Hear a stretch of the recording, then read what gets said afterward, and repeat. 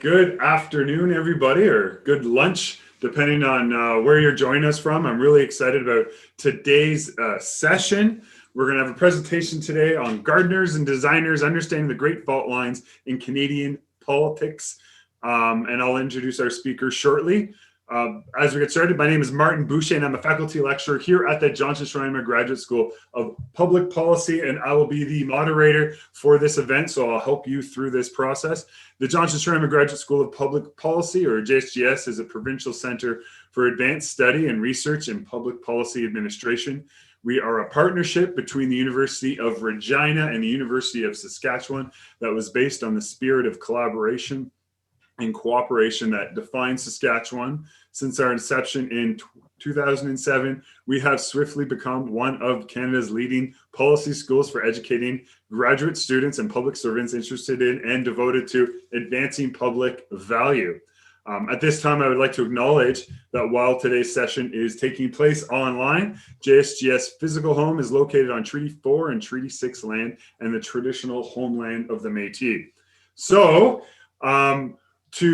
the outline for today's session is quite simple. We're going to have our speaker for today have 40 minutes of comments. He's going to have a presentation for about 40 minutes, and then we're going to have an open discussion after that presentation. Of course, you're welcome to ask sort of clarifying questions, perhaps just in the chat while he's doing his initial talk. But then after his chat, we'll have a conversation where you can unmute your mics and video, and we can discuss some of the wonderful things that he's going to talk to us about today. Please note that this session is being recorded, so take that into consideration for your comments. So today, I'm very excited to welcome Brian Lee Crawley, who is the managing director of the Macdonald-Laurier Institute, which is one of the leading policy think tanks here in Canada, and it's based in my old stomping grounds of Ottawa. Brian is a prolific writer, a commentator, authored numerous books, columns, op-ed, policy papers on a wide spectrum of issues related to equalization, regional development, fiscal policy, healthcare. And from all this work, he was named, among other things, as one of the 100 most influential people in Ottawa by the Hill Times. And he's a very leading thinker on public policy topics here in Canada, and we're very lucky to have him here today. But of course, you want to hear from him and not me. So today he's going to talk a little bit about his recent book released just a few weeks ago called Gardeners and Designers, Understanding the Great Fault Line in Canadian Politics. So we are looking forward to an engaging and thoughtful discussion. So I'm pleased to turn it to Brian. Well, Martin, let me start first of all by thanking you and Karen at the University of Regina, Ken Coates, who I believe is one of your colleagues and perhaps suggested that we do this event. I'm delighted to be doing this with the Johnson-Schreimer School, which I think is one of the finest public policy schools in the country. So thank you for the honor you do me by inviting me onto this platform. I'm going to talk about my book, as you suggest. Now, my book calls on Canadians to reimagine this nation's politics by sharply redefining the main fault line at the heart of our politics.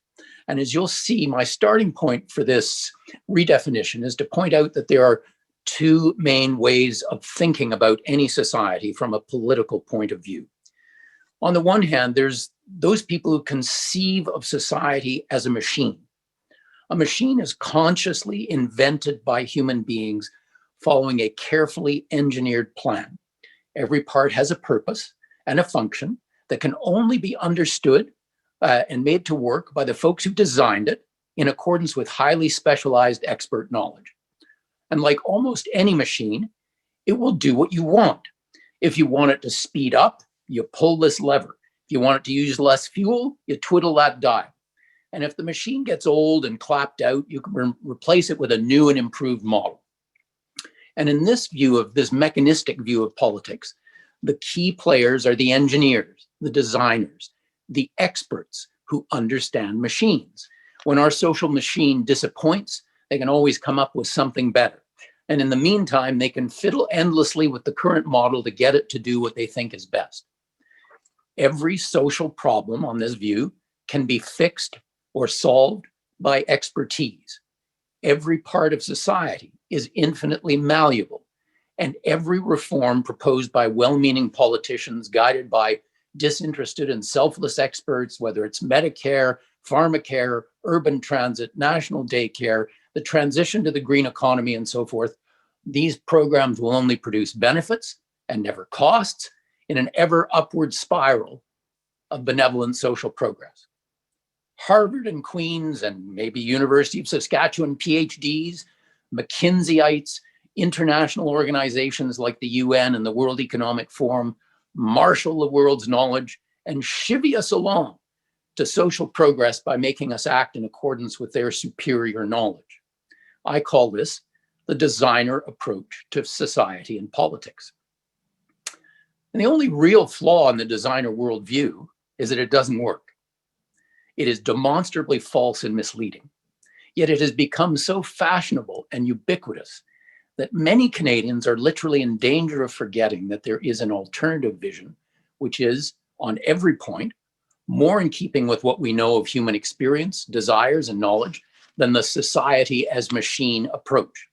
And I draw this contrast with a competing analogy. We've got the machine analogy on one side. I want to talk about Canadian society not as a machine, but rather as a garden. The key characteristic of a garden, as any real gardener will tell you, is that no one is in charge.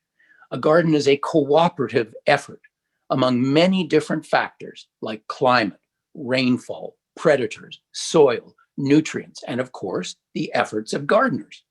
But unlike a machine whose purpose was designed and imagined by engineers, and which is the servant of their will, gardens are made up of many disparate plants, each of which has its own energy, its own intelligence, and its own will. Gardeners can help to create the conditions in which a garden flourishes, but they cannot overmaster natural processes, and they succeed best when they accept that each plant knows what conditions help to elicit its best self, and no amount of gardening expertise can shove nature aside. Gardeners can and do profoundly influence their garden, but they are the servants and not the boss of what goes on there. And if this seems a little abstract, let me illustrate with an example drawn from the book. And then it's an example from the university world, which I thought might be particularly apt for a university audience. The late Norman Barry, a British professor of political thought, told me once that he knew of two universities in the US Midwest built near one another at roughly the same time.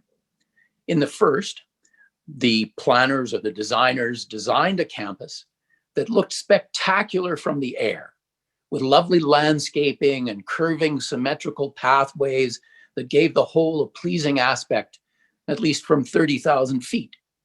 To do so, however, those pathways had to follow routes that were inconvenient and awkward for those on the ground who were using them to get to where they needed to go, which is actually the purpose of pathways.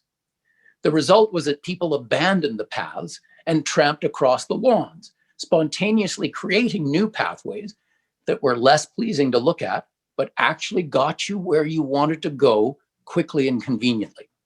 And the campus became a battleground between authorities trying to get people to respect their utopian but impractical first principles or invented design, and the students who were late and needed to get to class. Now, on the other campus, the administrators built their buildings, but they held off landscaping for a year or two so that they could observe where students actually wanted to go and the paths that they trod to get there. The university then simply paved over the paths and landscaped around them.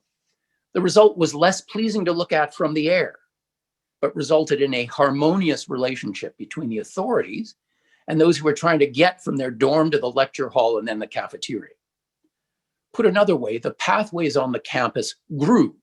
They grew out of the needs and experiences of those who had to use them. And unlike the designer approach, the students participated through their choices and actions in the creation of institutions, those pathways, that supported rather than tried to supplant their vision of how to succeed. And my book walks the reader through differences, all the differences between the designer, or progressive, if you prefer that term, and gardener mindsets, and shows all the reasons why the pretensions of designers have little basis in human experience, while the gardener philosophy has been the secret of the success of many of the greatest societies known to history, including Canada. And in the first chapter, I lay out why I think the designer-gardener distinction is the key one for any modern politics, and how it illuminates our understanding of Canadian history. It lays out the case for why the Canadian garden, as it has been forged from centuries of experience, is worthy of our love, our respect, our deference, and needs to be cultivated and cherished if it is to continue helping Canadians to flourish, as few people in the world are able to do. The Canadian garden comprises a number of institutions, such as the common law, independent courts, markets, private property, contract, money, language, and many others that no one invented, but which rather grew rather than being designed, and which embody more knowledge than designers can ever hope to acquire, let alone act on. And replacing them with designed institutions is a regressive and not a progressive step. Despising the garden that Canadians' lived experience has created for us, and replacing it with expert design machinery, will make us less successful than we have been, and the cost will be measured in the frustrated plans individual Canadians have for how to live their best lives. Now, the chief division between designers and gardeners is what they think human beings can and do know. If designers are right, that political authorities can and do know more than everybody else, then we should defer to those authorities in the design of our institutions and society. By contrast, gardeners think that grown institutions embody far more knowledge than anyone, including our political leaders, can ever hope to gather, let alone understand.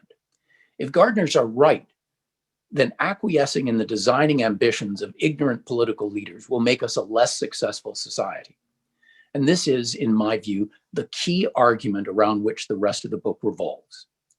Since this is an audience of aspiring public administrators and policymakers, the rest of my talk will focus here on what rulers and the rest of us can and do know, and the different kinds of knowledge that are available, and how we can make use of them, and what limits they impose on us. So the rest of my talk basically lays out the case for deference to grown institutions, because there are rational reasons for thinking they embody more knowledge than any alternative, including the alternative of bureaucracy guided by expertise. Designers believe that all knowledge is, at least in principle, available to everyone. And because all knowledge is in principle available to everyone, they believe that it is possible to achieve a comprehensive overview of human knowledge. And that overview can best be achieved by governments that use a vast professional knowledge gathering and processing bureaucracy to acquire and analyze everything that is known. And since knowledge is the prerequisite for success in human affairs, a wise humanity hands over to government, at the apex of the knowledge hierarchy, the design, the organization, and the execution of the most important and complex of human affairs. A choice between letting ordinary, non-expert people, communities, and groups organize their affairs in accordance with their own understandings of what matters, which is usually referred to by designers rather dismissively as a patchwork, and a government able to marshal vast resources to find the best solution, is really no choice at all. Who would choose to be guided by ignorance and partial knowledge and prejudice when disinterested and comprehensive expert knowledge is available, especially when backed by a democratic mandate? And for the designer, there are only two alternatives. Either individuals and groups stumble around in the dark of human ignorance as they try and achieve their goals and ambitions, or the designing power of all-wise, all-seeing, beneficent government bestows the gift of clever and generous programs tailored precisely to the needs of a struggling citizenry. Now, the gardener, by contrast, is keenly aware that knowledge is variegated and subtle. Far from being easily assembled in a godlike overview of the operations of society, in fact, much of our knowledge is irremediably locked in both nature and the minds and hearts of billions of people. Moreover, knowledge about ourselves, knowledge about nature, knowledge about society is constantly being discovered. Knowledge is not a fixed thing, but an ever-changing thing. So gardeners believe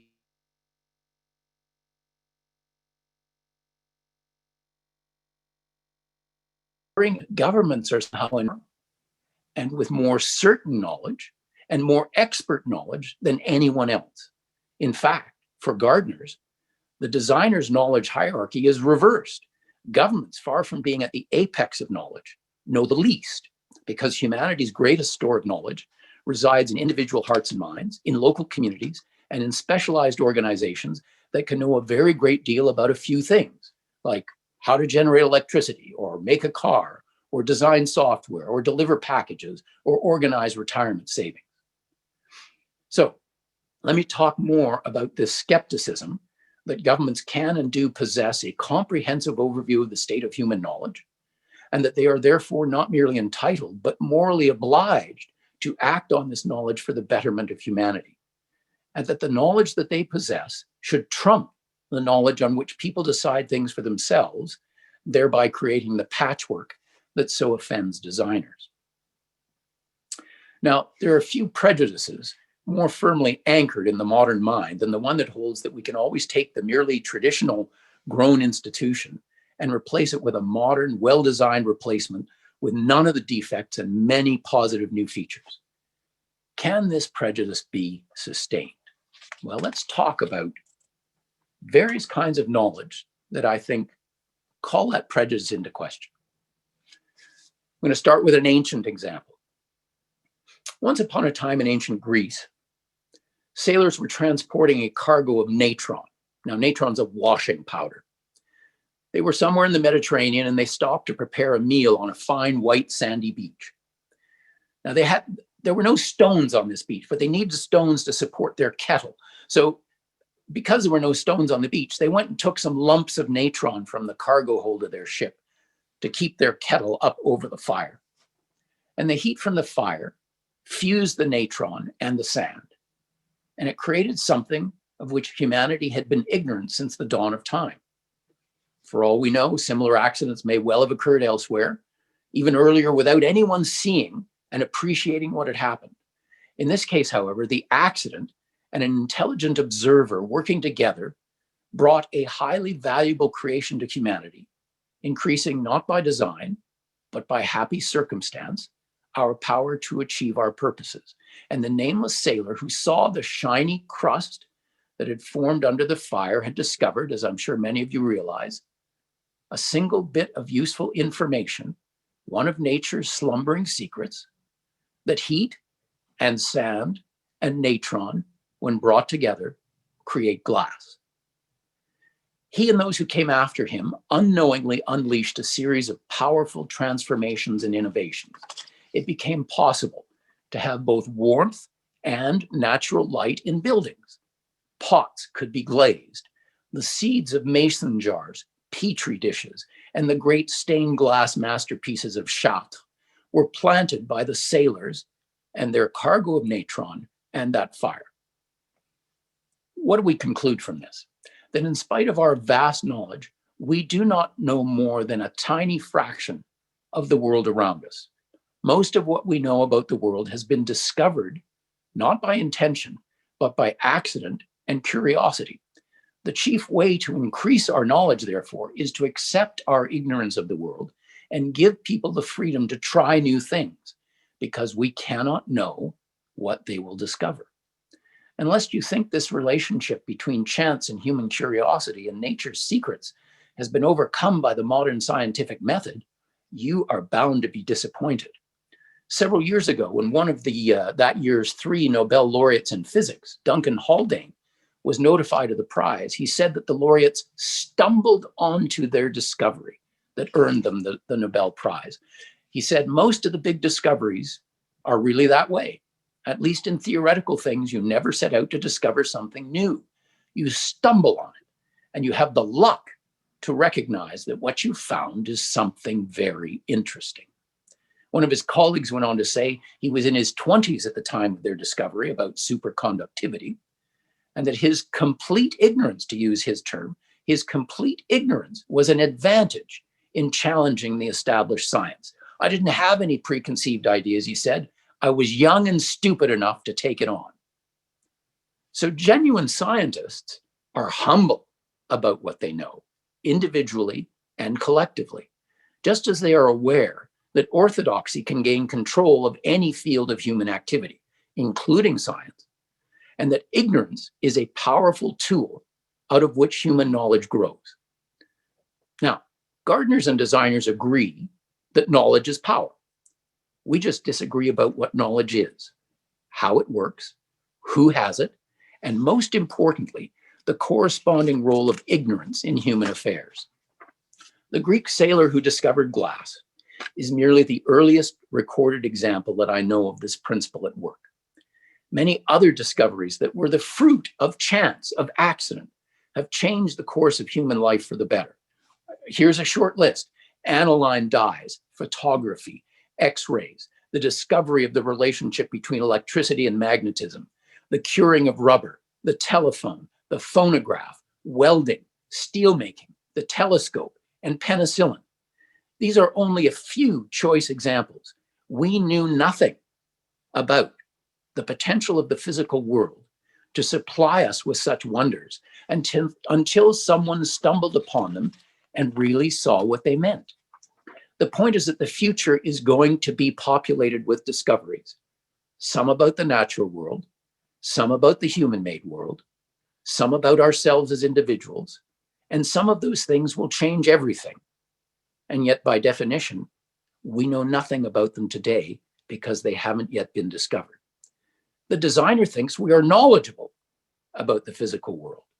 The gardener thinks, on the contrary, that we are ignorant of the world that we inhabit, and that this must make us humble in our assumptions about human knowledge. Now, the ignorance of the physical world is by no means the only kind of ignorance to which we are subject.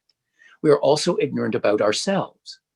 Consider a man I once met who makes Scottish Highland paraphernalia, sporrans and daggers and bagpipe fittings and kilts.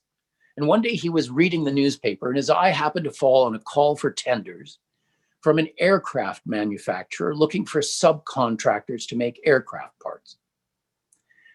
He ran his eye idly over the advertisement, and suddenly he realized that with the equipment he had for making Highland paraphernalia, he had the capacity to make aircraft parts.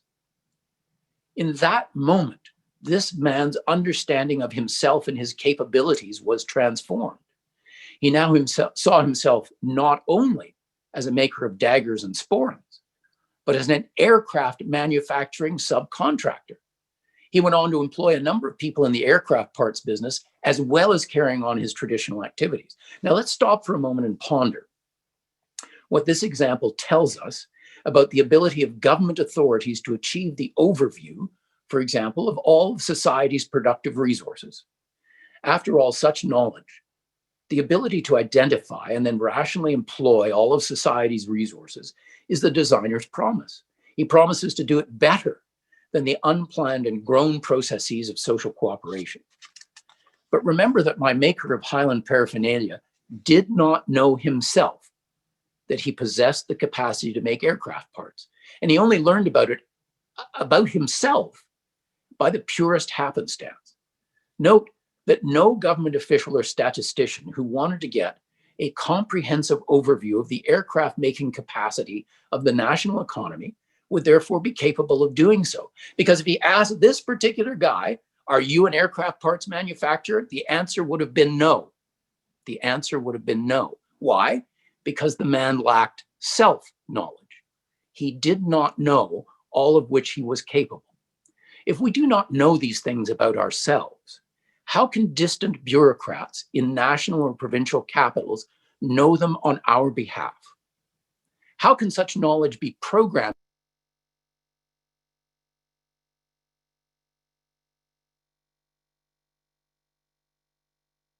part of the national economic. So we don't know who we are. We don't know who we are. Who we are is subject to constant transformation as we learn new things. And what we will learn about ourselves and how we will be changed by this new knowledge is one of the inscrutable mysteries of human life. Indeed, I suggest that most of the really important things that have happened to you in life have been the result not of planning, but of accident. Where you were born, the abilities, talents, and interests you were born with, the community you grew up in, where you went to school, the teachers you had, the friendships you made, the role models who inspired you, and the romantic attachments that you formed are all brilliant examples. The knowledge that makes humanity so powerful is by its nature dispersed and locked in many minds. Its central characteristics are exponential growth, constant creative destruction and revision, adaptability, decentralization, and resistance to central gathering and analysis. It can be used, but it cannot be controlled because it is a dynamic force constantly evolving in response to unforeseen and unforeseeable changes in circumstances. We increasingly live in a society in which no one has a complete overview of everything that is going on, and therefore we are ever more interdependent. I can't do what I do if oil refiners and miners and farmers and administrators and bankers and money managers and restaurant cooks and servers and airline pilots and everybody else don't do what they're supposed to do. The miracle of modernity is that I can rely on the entire body of knowledge of society without having to possess that knowledge myself and without government officials telling people what to do in accordance with some rationally designed plan. Through a set of institutions and behaviors like personal accountability and responsibility, markets, property, contract, the rule of law, and people are putting their specialist knowledge at your disposal without them having to know you, what you're trying to do, or even agreeing with what you're trying to do by using their services and knowledge. This is the trade-off that we have made in modernity. Greater knowledge at our disposal, and therefore more power to achieve our purposes, but in return, less and less power to control the activities of each other and of institutions and of complex systems. There's still more kinds of ignorance that we need to talk about. Let's talk about the touching claim that all this inventory of the types of ignorance suffered by fallible humanity is irrelevant because we can program all this information into computers and achieve the kind of comprehensive and analytical overview of our situation which designers seek. Anyone who believes this has not been paying attention. For computers to know something, a human being must possess that knowledge as a fully articulated idea and must realize that it is important enough to program it into a computer. Yet much of human knowledge is not consciously known by anyone and can never be comprehensively stated. Now, that's probably a startling thing for me to say, for many of you. And yet a moment's thought reveals that every one of us has this experience. We may know how to make excellent spaghetti sauce, or how to speak well, or how to influence people, or how to raise money for charity. If asked to give a comprehensive statement of how we achieve what we do, however, we're often reduced to saying, oh, I don't know, I can't put it into words. I just know how to do it. I just know how to do it. Try putting that in your planning process. There's a famous, maybe apocryphal anecdote about Isaac Stern, the violinist. Whether it's true or not is irrelevant. It captures a profound truth. A fan collaring Stern backstage after a magisterial concert exclaimed, "I'd give my life to play like you." To which Stern replied, "Lady, that I did. That I did." My gloss on what Stern said is that he went to many teachers, some of them the best in the world. If they could simply have communicated to him what was needed to play brilliantly, they would have done so. All they could do, however, was to put into inadequate words and exercises and demonstrations examples of what they wanted him to learn. But there was no substitute for actually putting his hands on the violin and going through the hard slog of mastering the skill for himself. And like those who taught him, he surely said to his students who followed him, "This is what I do. Now go away and figure out for yourself how it is done. Keep coming back to me from time to time, and I will tell you if you're getting close."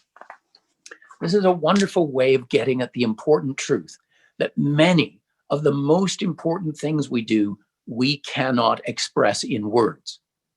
We often know how to do them, but we cannot put into words what we do. And we sometimes express this truth in the phrase, those who can do and those who can't teach. Sorry, Martin. The examples are legion of, say, hockey players who are brilliant on the ice, but utter failures as coaches. Why? Because they know how to do what needs to be done, but they are incapable of explaining how it is done. Now, let's think for a moment about the complexity of the world that designers and mechanics seek to understand comprehensively, to master, and to control. Nobel laureate and economist Paul Romer tells us that if you take something as simple as a chair, which can be constructed out of 10 parts that can be assembled in any order, the number of possible alternative moves in constructing that chair gives us a number that, as I recall, is 10 to the 42nd power. That is to say, 10 followed by 42 zeros. That's more seconds than have elapsed since the Big Bang that created the universe. All those alternative courses of action in something as simple as assembling a basic chair made up of 10 parts. Does that matter? Who cares what order you do things in? Well, of course, the order in which you do things is only one of many choices that are available to us in deciding what is to be done in public policy or any other field. And the order in which you do things can be of overriding importance. And here I'm going to cite one example. In all these cases, I'm picking one or two examples from the book. The book is full of examples to illustrate this. I'm trying to boil it down to something that will fit in the time I've got available here. Think about the case of a manufacturer who used a number of extremely expensive heavy stamping machines. And all these costly machines had to be replaced after a relatively few years, except for one, which the same man operated over many years. And that machine outlasted all the others by a wide margin. After some investigation, it was determined that the reason for this difference was that this man came in the morning and turned on his machine and then went for coffee. Well, his colleagues went and got their coffee first, and then came to their machines, turned them on, and went immediately to work. And it was allowing his machine to warm up for 15 or 20 minutes each day that made an operating difference worth millions of dollars to the company. When you think of all the things that could be done differently than they are, and the time and effort required to try out all the permutations, and the fact that some permutations will work and some won't, you realize the absurdity of the designer's pretensions. Deceptively simple looking things are actually the result of incredibly long and complex chains of highly specialized activities executed by a series of people, each of whom possesses part of the puzzle, but none of whom knows it all. An American named A.J. Jacobs decided a couple of years ago to thank personally every person who made a contribution to delivering his morning cup of coffee. He started with the obvious ones, the baristas and the cashiers and the cleaners, but that wasn't enough. That wasn't enough. As one reviewer wrote, he talked to the shop's head of purchasing, the inventor of the lid for his paper cup, the guy who designed the shop's logo, the city employees charged with food safety and water quality. He talked to truck drivers, warehouse employees, coffee importers, and farmers. And, he acknowledges, he only scratched the surface of the immense web of industries and workers who contributed to the physical and intellectual infrastructure required to bring him one perfect cup of coffee. Jacobs spent an entire year on this project and recognizes that he didn't get to everyone. Now, a friend of mine, Daniel Hannan, who's a member of the European Parliament, in an after-dinner speech he gave once, told the story of another American who decided to make himself a chicken sandwich. He didn't decide to make it by going to the store and buying bread and chicken and mayonnaise and butter and lettuce. He decided to do every process required from scratch. He grew the grain, which he then ground down to make flour. He raised, slaughtered, and prepared the chicken. He grew the lettuce. He pickled the cucumber. He went to the seaside and evaporated seawater to make salt, and so on. It took him months, and the process cost him thousands of dollars, all for a sandwich inferior in quality to the crispy chicken sandwich he could have purchased at Wendy's for $3 and 5 minutes effort.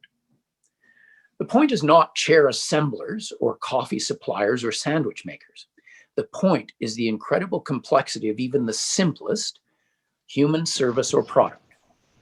Every one of them involves thousands of bits of sophisticated knowledge seamlessly coordinated in the absence of a ministry of chicken sandwiches or a department of chair assembly.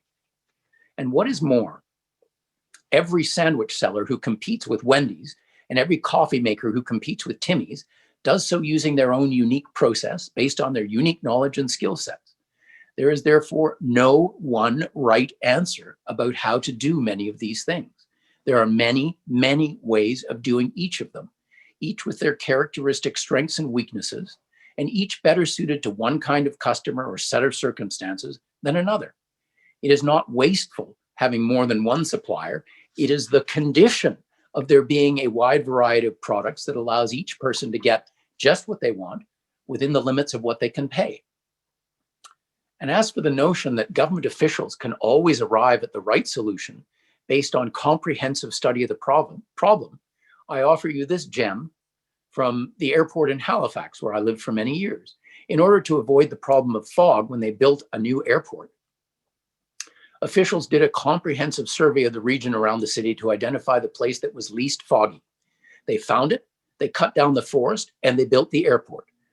What they did not realize was that in cutting down the trees, they effectively created a fog sink, and the airport is now one of the foggiest places in the region. Now, I don't talk about the Halifax airport because it somehow proves that the private sector always gets it right and the public sector always gets it wrong. That's nonsense. That's nonsense. Everybody gets it wrong sometimes. The issue is, how do you maximize your chances of getting it right, and how can you fix it when it's wrong? Remember, there is no one right answer about how to do things, and an enormous number of variables. In grown social institutions, premised on human ignorance, not human knowledge, and premised on the likelihood of failure, not success, you maximize the chances of getting things right by having lots of people using their own unique knowledge to do tasks as well as they can and competing against each other. You handle failure by allowing poorly performing or incompetent companies or people to go bankrupt and letting others who have a better idea fill in the gap left by the failure. If you're in the public sector, you get one shot at it based on the best available knowledge, and there is no backup in the case of failure. And the result is you get fogged in when you need to fly, and there are no alternatives. But there's more ignorance to catalog. Consider the invention of the motor car. No one foresaw all the social transformations that would be wrought by this invention as people began to see and exploit its potential. Its inventors were no better at crystal ball gazing than anyone else. They believed that the total number of cars in the world would be forever limited by one insurmountable obstacle: the number of members of the working class intelligent enough to be trained as chauffeurs. Yet the car industry was to destroy, for example, the horse industry. Almost 20 million horses lived and worked in North America at the turn of the last century, creating work for blacksmiths, livery boys, makers of nails, harnesses, and saddles. Hay and oats were major cash crops, and of all this, nothing remains today. Local institutions like rural schools and churches fell victim to the school bus and the Sunday drive. City centers shrank, suburbs blossomed, hemlines, drive-ins, and highways went up. Barns, travel time, and arguably sexual mores came down. millions of individual ideas, adjustments, desires, and innovations all conspired to work a transformation on the face of society, which even the most prescient could not have envisioned.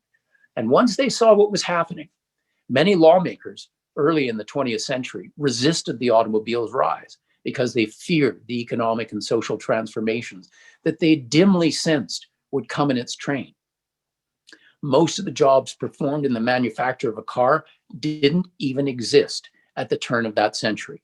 Yet now the industry employs, directly or indirectly, millions of people in literally every corner of the globe.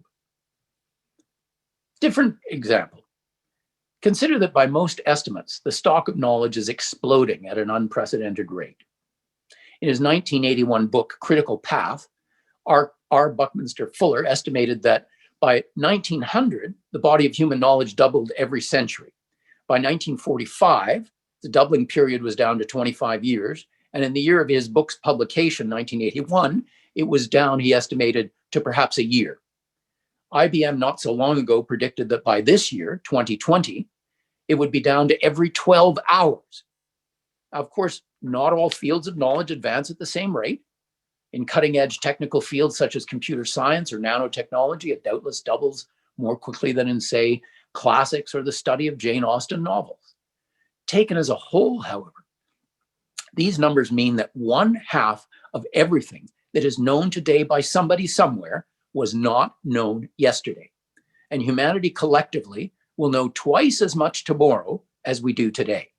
Now, whether the doubling period is in fact a day or a week or a month or even a year is largely irrelevant to the nature of the challenge represented by this accelerating knowledge tsunami. And importantly, new knowledge discovery displaces old knowledge. So not only are we constantly learning new things, but we must constantly unlearn old things that we were convinced only yesterday were true. And this is sometimes referred to as the half-life of facts or knowledge. A measure of the practical significance of this is found in Shane Parrish's estimate of the half-life of an engineering degree. In other words, how long does it take for 1/2 of what an engineering graduate has learned to become obsolete?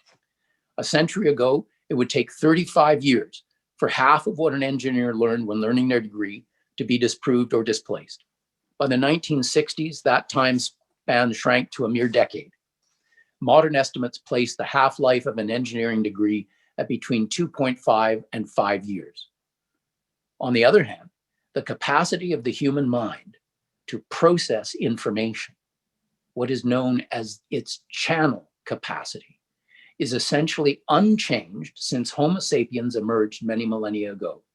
That channel capacity has been estimated to be roughly 4 to 5 ideas. That is the number of ideas we can hold in our minds and consider that we can juxtapose one against the other to see how they connect. And that's on a good day. God knows what the channel capacity of the mind is on a Monday morning after spring break. What does this mean? Among other things, it means that we as individuals are condemned to ignorance. Our brain's channel capacity is relatively fixed, while the knowledge known by all human beings collectively is expanding exponentially.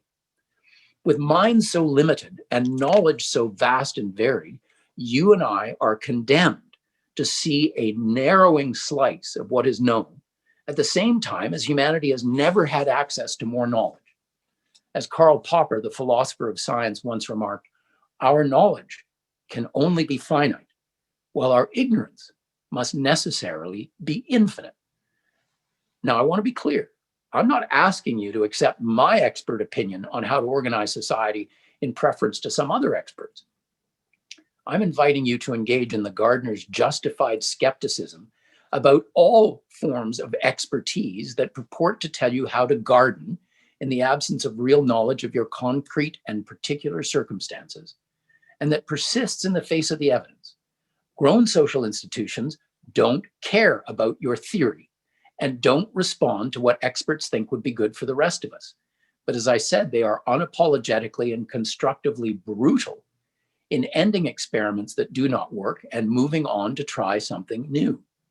The gardener's solution to this problem of expert ignorance isn't to get you to prefer one expert to another, but to look instead for a social order that doesn't rely on expert opinion to fix what's wrong with it as seen from the top. Instead, grown social institutions are themselves self-correcting because they stop doing what isn't working and seek solutions to problems we know we have and ones we don't even know we have yet. And all that knowledge is put to use without any designing expert in charge. As long, that is, as you're willing to accept that these institutions will produce what people actually want, not what you think they should want. Grown social orders are like the rules of the road. They don't specify where you should go. They simply assume you want to go someplace, a place you have chosen for your own reasons. The rules of such an order simply tell you that if you want the cooperation of others along the way, if you don't want other people to crash into you, then you have to obey the rules of the road. They specify how to get to where you want to go, what moves are allowed, what moves aren't allowed, but don't concern themselves with why you want to get there or how people and incomes and ethnic groups and other things are distributed once you get there. Now, I know I'm running out of time, but let me say that designers are usually dismissive of this kind of argument because they think it ignores other sources of knowledge that do give designers special insight, particularly that made available by social science. Designers believe that policymakers at the top can, by the judicious use of the scientific method, obtain all the knowledge they need about society and people. Human action, however, is essentially a coordination problem. What I mean by that is everything we do rests on the bedrock of human knowledge, but that knowledge is, and by its nature has to be, for reasons I've explained, widely dispersed and locked in the minds of millions of people. If our minds are limited, and knowledge is vast and uncatalogable, if I can invent a word, then we must become ever more specialized in a few fields, and we must allow ourselves to depend on the knowledge of others similarly specialized in their field. This social truth, however, is also one of the chief obstacles to the designer's ambitions. If the knowledge on which individuals, corporations, governments, and societies depend is in fact widely dispersed, so subject to change and revision, so locked in experience, and therefore not articulated anywhere, how do we call forth this knowledge? How do we get it to the people who need it?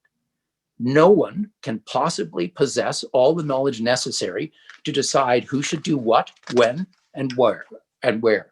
Even at the level of corporations, which operate at a much smaller scale in government, we have discovered the limitations of top-heavy, highly centralized control. It doesn't work because orders from the top are based solely on what people at the top know and what people at the top want. And that will always be a tiny fraction of what is known by the people who are being ordered about by the people at the top. So the answer to this problem, how do we coordinate all the things that have to be done by different people possessing different bits of knowledge, is that most of the time we use grown social institutions that coordinate our work, but are not following anybody's commands. Most of us, when we travel by plane, do not devote a moment's thought to all the knowledge on which we depend to get us safely to our destination. When we buy our ticket, we buy knowledge about piloting, computing, air traffic control, airport administration, catering, safety measures, regulation, metallurgy, navigation, fuel, maintenance, propulsion, and on and on and on. But we don't need to know anything about any of those things. For as soon as we lay our credit card on the counter and think about what a complex knot of knowledge a credit card is, the people who possess all the necessary bits of knowledge come running to put them at your service. And you can use them without knowing anything about them, and yet they will work together to achieve the result of you flying safely from Regina to Winnipeg or St. John's or Vancouver, and that is quite miraculous. Yet government regulation oversees part of that. But government regulators don't build the planes or conceive new alloys for their construction or new software for their navigation or run the credit cards that allow you to buy a ticket and call an Uber when you arrive. Governments used to do far more to regulate air travel than they do today, and air travel was more expensive, less convenient, and less accessible. No serious person thinks we should go back to the days when governments decided how many flights would connect which cities and what a ticket would cost. Grown social institutions like these enable us all to make use of more knowledge than we possess as individuals or even as organizations, because such institutions, these grown social institutions I'm talking about, are actually highly sensitive, interactive communication networks. And in these networks, people are rewarded for supplying people with what they need, just as those who supply things which no one wants are driven out. The marvel is that this is true even though no human mind possesses an overview of the whole and directs the various parts to play their role. Designers, however, persist in an unfounded faith in science, in economics, in statistics, in that whole scientific edifice, which they want to believe gives us verifiable scientific knowledge about the state of society and the forces driving it. Think back to what I said earlier about the limited capacities of the human mind. It has rightly been observed that the mind cannot fully understand something more complex than itself. If we want to make the complexity of the whole of human society graspable to our limited intelligence, we have to simplify it. We have to strip it down to what we can manage. And that is precisely the function of statistics, including economic statistics and others. Statisticians begin with a vast and complex reality of relations, millions of actors engaging in billions of transactions for trillions of reasons every day. And then they take arbitrary aspects of those activities on arbitrary bits of territory and reduce what the statisticians think is important about those activities to abstract numbers. And in this sense, statistics are a bit like a map or any other symbolic representation of a concrete reality. They extract a few, sometimes useful facts from a larger and more complex whole. I could go on and talk about maps and why they are sort of an analogy for statistics, but I know we're running short of time. So let me just say that we have to simplify if we're not to be overwhelmed by the complexity of the world. And often we will know facts about the world, but be mistaken or ignorant about the why behind those facts. But this in turn means that designers who rely on statistics, which are merely simplified, symbolic representations of society's complexity, are always necessarily acting on a partial and limited view of the facts. Our principal sources of information, prices, and statistics and other scientific facts and studies each have characteristic and insurmountable limitations. So, to conclude, as Martin will be happy to hear, planning is necessary if we're to carry out the grand projects that we each have for our lives. If our greatest intentions as individuals are to be made real, who does the planning? Who does the planning will affect enormously the success of the enterprise.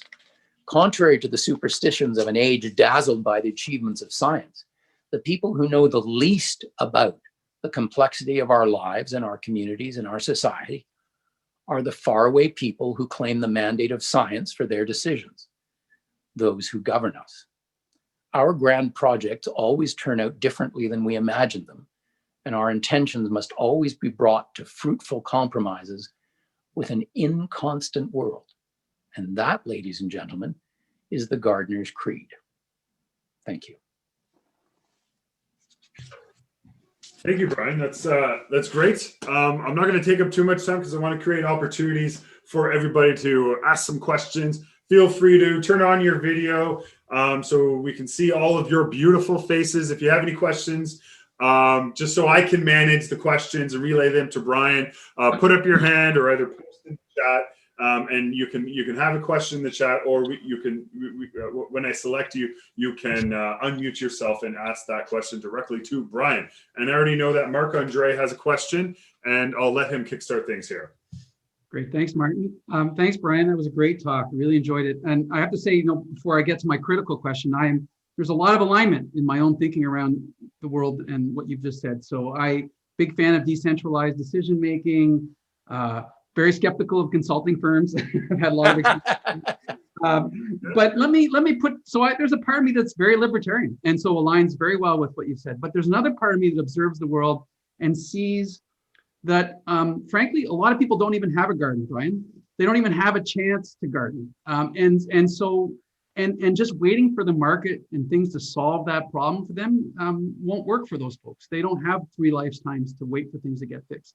So what do you do about those people? What's your story of power in this fable that you've described? Because it is a bit of a caricature. I think you would accept that, the way that, I'm a former civil servant, and a lot of civil servants do think the way you've described, but a lot of them don't. A lot of them are much more nuanced thinkers than that as well. So maybe talk to me a bit about your sense of power and those people who don't have a garden.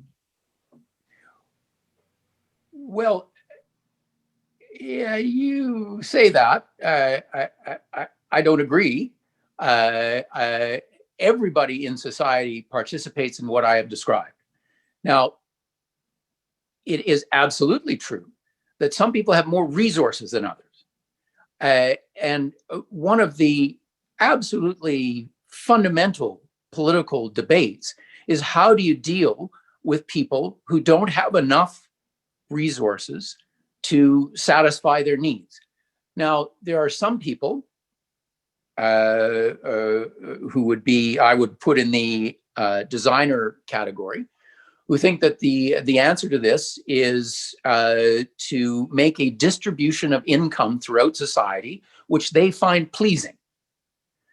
And so maybe they want equality, or maybe they want there to be only, a certain multiple of people at the income learned by people at the bottom, earned by people at the top. There are many designer solutions to the problem of inadequate incomes. I think the Gardner solution is to say, yes, there are people who may not have enough resources to live a standard of life that our society regards as acceptable. And so the Gardner solution is to say, we're going to establish a minimum below which no one will be allowed to fall. And we can then have a very interesting discussion about what kind of programs achieve that minimum, what different people require in terms of those programs. And by the way, I think this is one of the reasons why universal basic income programs always fail. People talk about it as if it's never been tried anywhere and we should do this great experiment that will solve all our problems. The fact of the matter is, it's been tried many times in many places, including in Canada with the MINCOME experiment in Manitoba, and it's always been abandoned because it doesn't work. And one of the reasons it doesn't work is because it relies on designer intentions rather than getting into the unique circumstances of individual people in unique circumstances all around the country, and designing programs that meet different people's needs and abilities. So no gardener would tell you that people should just be left to their own devices. But they would tell you that any plan that says they're going to design the distribution of income for everybody is going to destroy most of what I've said emerges as a positive result from the garden. So gardeners want a political debate about an adequate minimum, and then to let the life of the garden unfold under its own energy and power.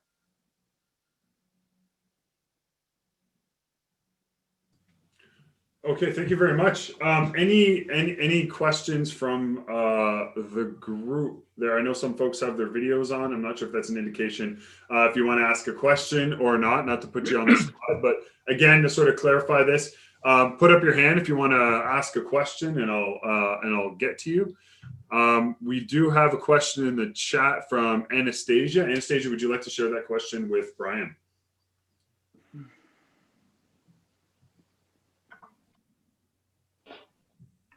Hello, Brian. Hello, Anastasia. Thank you.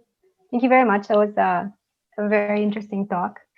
I just have a question. So in regards to the growing popularity of the private sector contracts in the government, like with the P3s and the SIBs, would you say that the designer model is now shifting more towards the gardener model, where the government kind of realizes that some expertise are required from outside the private sector? Oh, well, sort of following on from the previous question, what I've done in the book is I've drawn a hard and fast line between gardeners and designers in order to make the principles that underpin the two points of view more explicit. In real life, most people are somewhere, they're partly designers and they're partly gardeners. Okay. I mean, think about, for example, the COVID epidemic, and the fact that, what this seems to have done is to have empowered governments in quite an important way, in the sense that, people say, okay, there's a public health crisis here, and somebody needs to be in charge, and that's gonna be the government, and we've got chief medical officers and experts, and they're going to tell us what to do. And no one would deny that, in wartime or time of public health crisis or whatever, you actually do need somebody in charge telling people what to do. But even then, think about what's going on in terms of getting all the things that we need in order to respond to the pandemic. Think about vaccines, for example. Each country around the world doesn't have a single laboratory to which they have confided the task of coming up with a vaccine. On the contrary, what they've basically said is, the person who can come up, or the company or the organization or the lab that can come up with a vaccine, we will buy it. And that's a fundamental gardener strategy, right? We have said, look, fine, we got chief medical officers and prime ministers and ministers of health and so on. We don't know anything about making vaccines. There are people out there who have that expertise. We need to harness that expertise. And they are using gardener approaches in order to do so.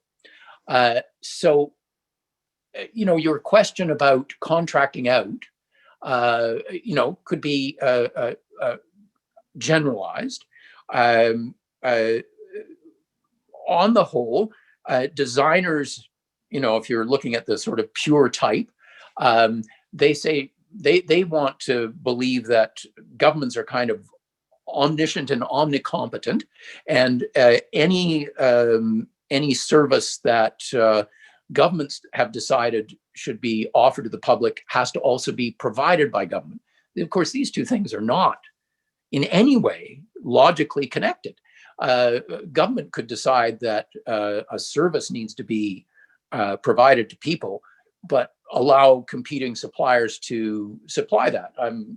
For example, we have a Medicare system, but doctors are not employees of the government. I mean, there are some salaried doctors, sure, but the average doctor is a small business person. They open their practice, and they have to pay rent, and they have to hire employees, and they get an income which is generated by fees from the government, and they have to pay all their costs out of it, and what they earn is the residual after they've paid all their costs. But in fact, governments search back and forth between gardener strategies and designer strategies. And designers come to power and they say, gee, these gardener strategies don't seem satisfactory to me. I want to be able to tell people. I want to be able to give instructions, tell people how to do what I want. And then, you get inflexible and inflated bureaucracies. And then a gardener comes to power and says, this unresponsive bureaucracy isn't working. I'm going to break this up and give more authority and power to people outside the center and make more use of decentralized knowledge. So, this is never, you never arrive at a final answer. There's always going to be experimentation, and there's going to be a shift back and forth between the poles of pure designerism and pure gardening. Does that help? Thanks, Anastasia, and thanks, Brian. We have a question from Kwaku.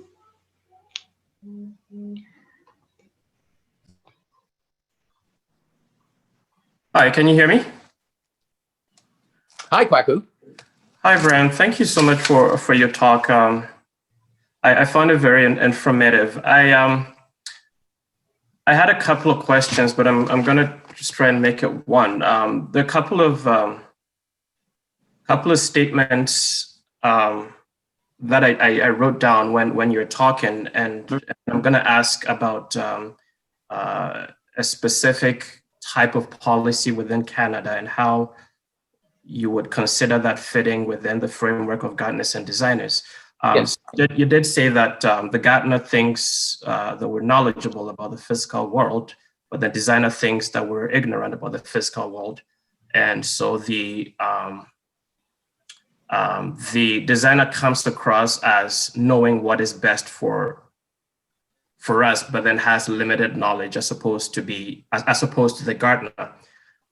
In the context of Indigenous people's policy and the Indigenous people we have in Canada,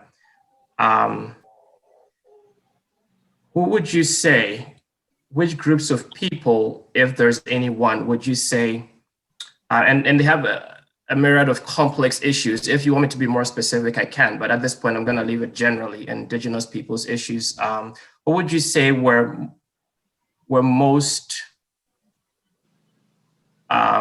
you would attribute as the causes of what has become many Indigenous people's issues now, whether it's the designers or the gardeners? And yes. Who would you say, or how would you say would be the best approach in resolving some of these issues? Well, what a great question. Look, it would be my view that no one has suffered more from the designer's overweening ambition than Aboriginal people.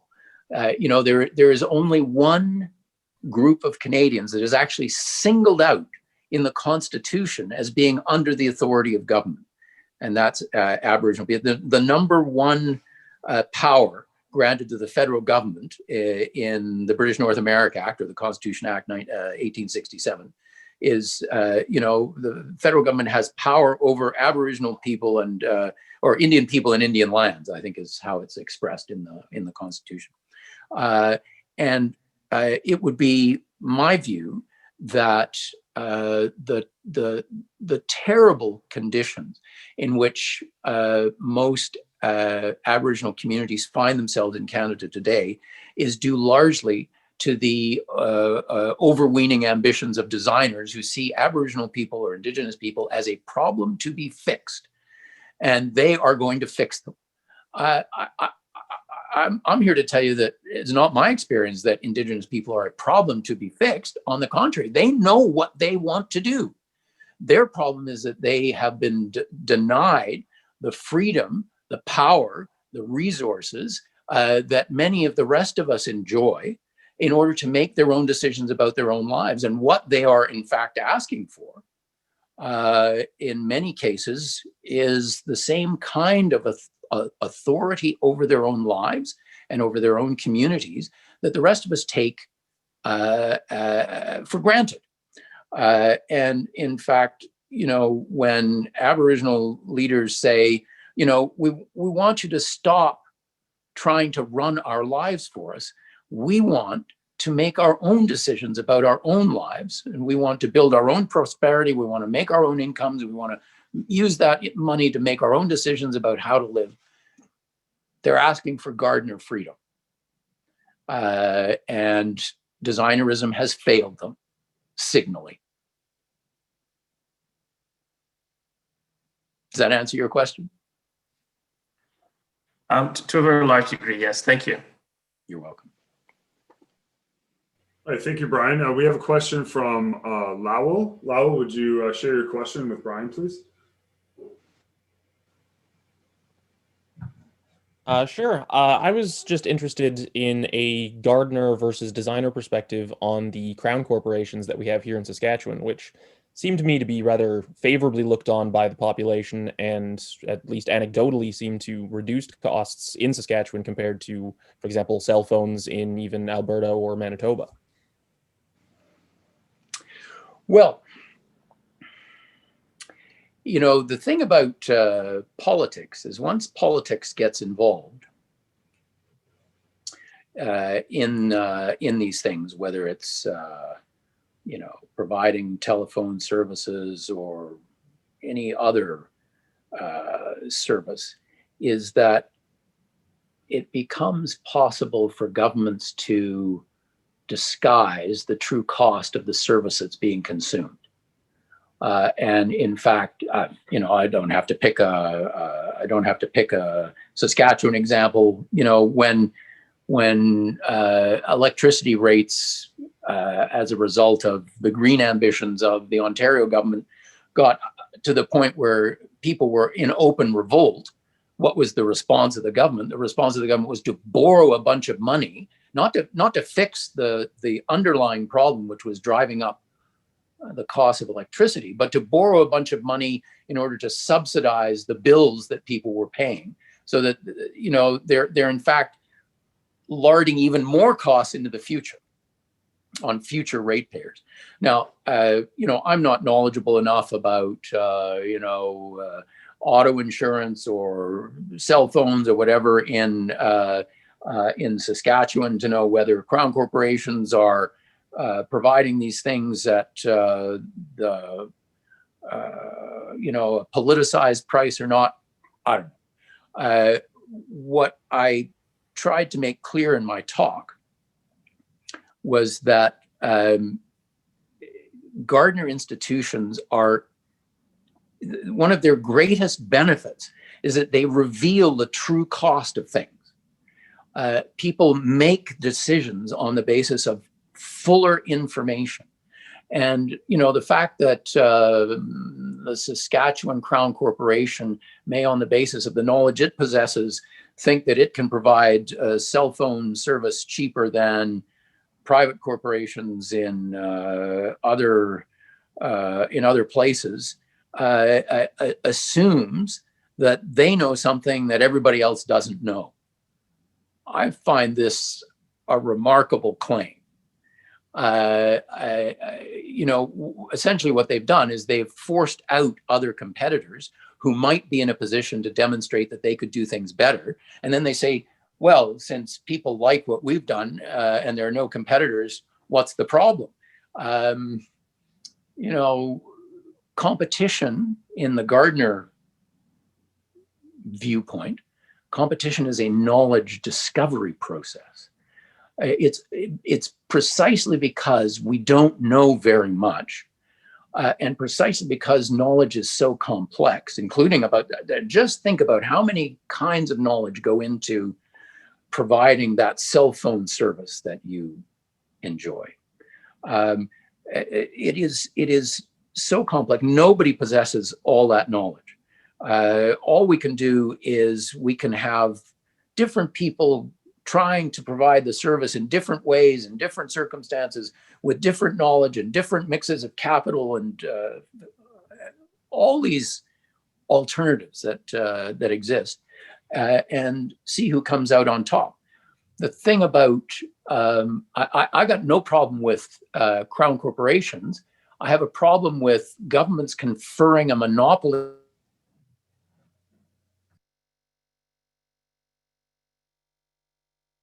people demonstrating that because that's what government monopoly does, is it stops people demonstrating they have better knowledge.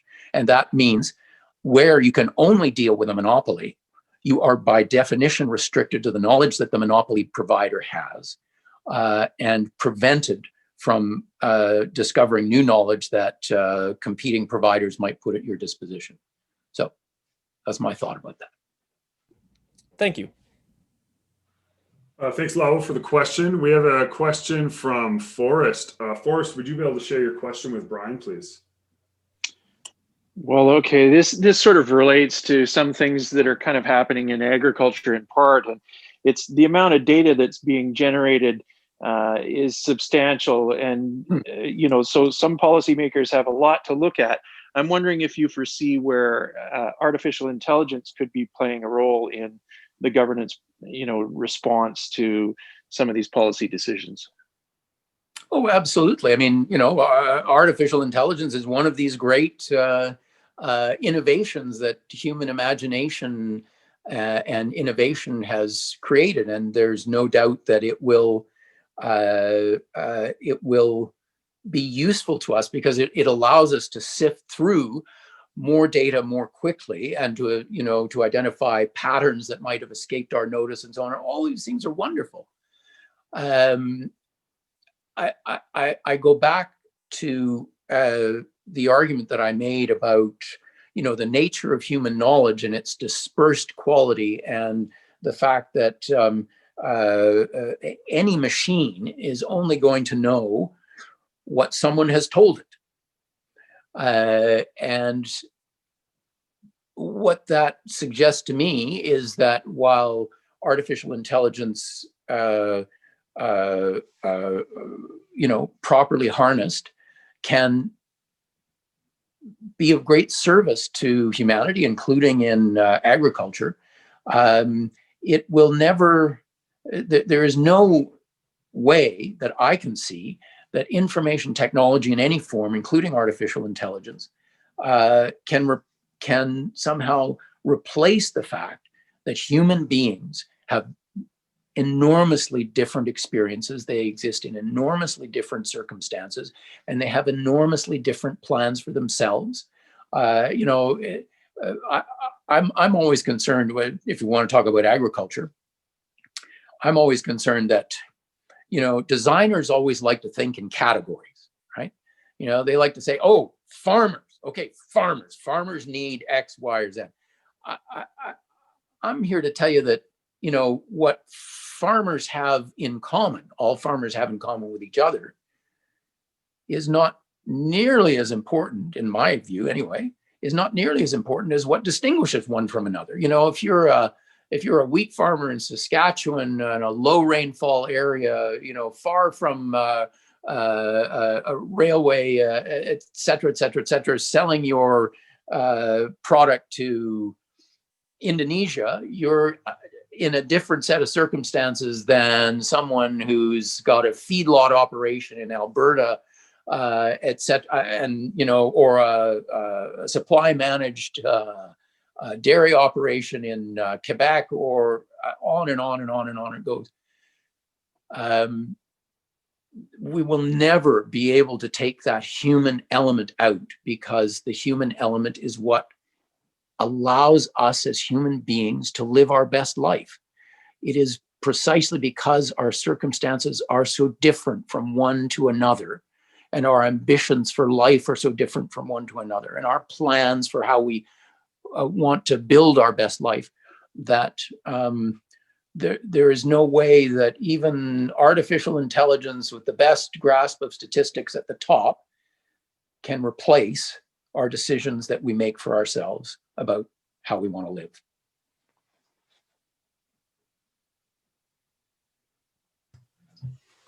All right, thanks a lot, Forrest, and thanks, Brian, for that answer. I'm just trying to make sure I get to everybody. Next, we have a question from Melissa. Melissa, would you be able to share your question with Brian and the group? Yeah, for sure.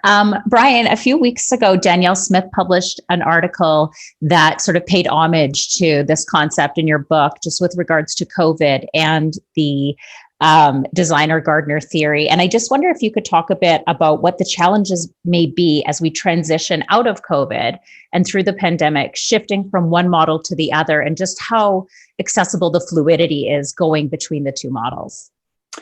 Yeah, that's very interesting. I don't know about you, I've read a lot of people writing about how COVID is kind of a game changer for humanity, and it's made people realize that, we can work together to achieve great purposes, and we should stop being so selfish and, having our individual objectives in life, and we should sublimate, our life to these important overriding objectives. I don't know, greening the economy, or what you pick your idea. And I think that's completely mistaken. I go back, for example, to the Second World War, and like a public health crisis, a war really concentrates the mind of people wonderfully, because, there is suddenly what didn't exist before, which is one overriding objective, which is, if not victory, at least not defeat. And everything can be sublimated to that one overriding objective. And the same can be true of COVID, that now I think it's a little murkier here exactly what the overriding objective is. Is it maximizing exposure while minimizing deaths? Is it lowering, case counts? Is that, there are many, many things that different people want to recommend. And different scientists in different countries have recommended different things. So that I hope nobody is under the illusion there is some scientific consensus out there about what we should be doing. But the point I wanted to get to was, even after something as truly game-changing as the Second World War, in Great Britain, some of you may know, Churchill, after having brought Britain through the war, defeated the Nazi regime, really done something absolutely remarkable, was immediately shuffled out of office in the 1945 election by the Labour Party. And the Labour Party's slogan in that election was, "And now win the peace," right? And what did they mean by that? What they meant by that was, look at what we achieved by having a single overriding objective and giving all the power to the bureaucrats to put into place, the war plan. We defeated the Nazis and so on. If we were able to do that, think what we could do by, using these tools to recreate post-war society. And it will be more just, will be fair, we'll get rid of unemployment, we'll get rid of sickness, all these things. What they didn't realize was that as soon as war ended, so too did the overriding objective that everybody shared. And what happened was people began to say, okay, look, I sublimated my goals in life. I actually have things I want to do with my life. There are things I want to be, people I want to be with, things I want to do, relationships I want to have. And we no longer have that overriding goal of stopping the Nazis from invading us. And within a few years, people began to chafe and resist, rationing and all the other instruments of wartime controls, until the point when, they had to be given up because people wouldn't tolerate them anymore. And you see, so I think during wartime, there's a great demand for a designer approach. Fair enough. I have no quarrel with that. But, once the crisis passed, people have their own lives they want to get back to. And they are not they are not somehow the employees or the servants of the state. The state is there to help them achieve their lives, live their best life. And so, I think that Gardner methods pushed to an extreme will always produce a resistance and a desire on the part of people to make their own decisions for themselves. So that's what I think will happen with COVID. We're still in the crisis. Even in the second wave, I sense already more resistance to, let's have another lockdown. I actually don't think they can do that. I don't think the public will support it. I may be wrong. But I think already people are saying, you've asked too much of me. And now it's my turn to think about what's good for me and my family and my community, and not be dictated to by people at the top who don't know enough about my life. Right. So ultimately then, do you see that the transition from 1 to 2 ends up being dictated by the voters? Like, do you think that government can self-govern themselves out of it? Or do you think that It has to be dictated by the voter in the end. Well, my view, for what it's worth, is that designer solutions don't work very well. I'm not saying they don't work at all, but they have characteristic failings, which ultimately really annoy people, and people start to chafe under the constraints. And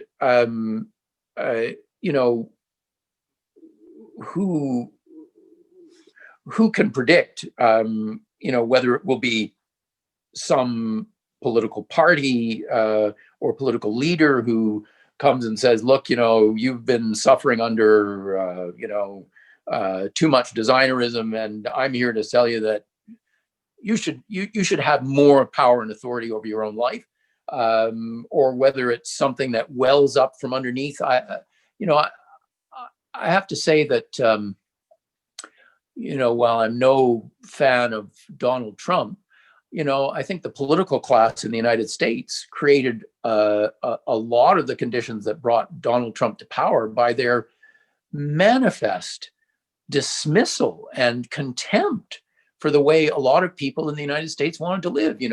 What was it Obama said? Well, they cling to their guns and religion. And, Hillary Clinton said, well, they're a basket of deplorables. And people said, this is how our politicians think about us and how we want to live? Screw you. I think there is, including in Canada, my view would be that there is an undercurrent of dissatisfaction, of people a little tired of being told that what they want to do is not going to be allowed. I pick your extreme example. You're not going to be able to decide what pronouns to use to describe people. That's going to be dictated to you by the law. And I think ultimately people will say, sorry, this has not got nothing to do with me. And I'm tired of being ordered around.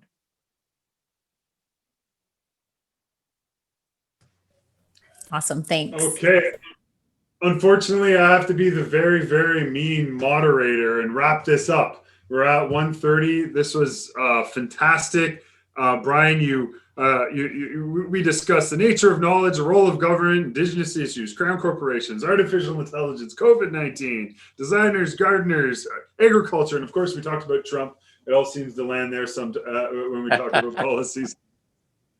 So you covered a wide spectrum of topics, and I think took on some tough questions from the group here. So we all really appreciate it. So let's show our appreciation for Brian for his great talk here today. And Karen has shared information about his book if you want to learn more about his book. So thank you very much, Brian. It was a pleasure. And Martin, again, please let me say how honored I was to be on the Johnson Shoyama platform, and I've enjoyed every minute of it. And I'm looking forward. I gather we're having a second session next week with graduate students, is it?